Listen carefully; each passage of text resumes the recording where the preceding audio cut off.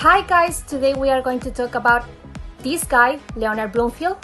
He was an American linguist. He was born in 1987 in Chicago, Illinois. His father immigrated to the United States as a child in 1887, and his family name was Bloomfield, but after their arrival to America, it was changed to Bloomfield. When Bloomfield was a young man, he attended to Illinois for the secondary school. One important detail about the life of Leonard, it was that one of his uncles, Maurice Bloomfield, was a prominent linguist, and this beautiful lady right here, his aunt Fanny Bloomfield, was a well-known concert pianist. To continue with the life of Leonard, he was educated at Harvard University, at the University of Wisconsin and Chicago, where he became a professor of Germanic philology and, of course, a professor of linguistics. The legacy of Leonard Bloomfield. Bloomfield wrote around 29 books studying linguistics, but their most outstanding work was this one, Tagalog text with grammatical analysis, published in 1917. However, after his death, 4 linguistic works were published. Oyarce text, published in 1957. The Menominee language, published in 1962. Menominee lexicon, published in 1975, and all of those were edited by Hockett. Finally, Leonard, published in 1961. This one was edited by Barnhart.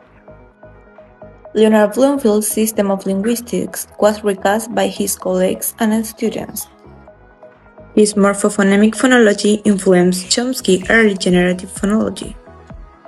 His version of one psychologically based immediate analysis was adopted by the distributionalists and later by the Chomskyans, each for different reasons. So now that we have already talked about some of the contribution made by this incredible linguist, this person behind me, we need to talk about another big contribution made by him. But what am I talking about? I'm talking about the theory of distributionalism.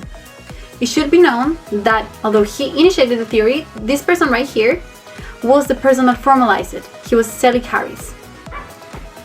Also, we should mention that many linguists during this period of time were exploring the theory of structuralism, and Leonard Bloomfield was not the exception of this. But he created a twist to this concept and took a more computational approach, which became the base of the distributionalism. What is the use of this theory? This theory was applied in order to understand the phonological processes and the phonotactics, but it also approached the lexical semantics, and it contributed to the creation of a base for the distributional hypothesis for meaning. What about the theory of mechanism?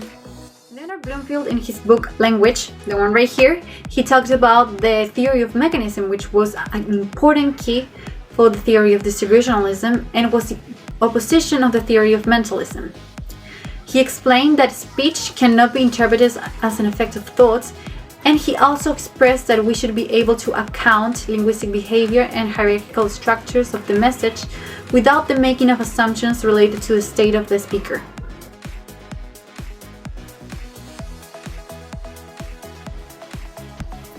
This book behind me is called An Introduction to the Study of Language and was the first book written by Leonard Bloomfield. It was published in 1914 by Henry Holt and Company in New York City.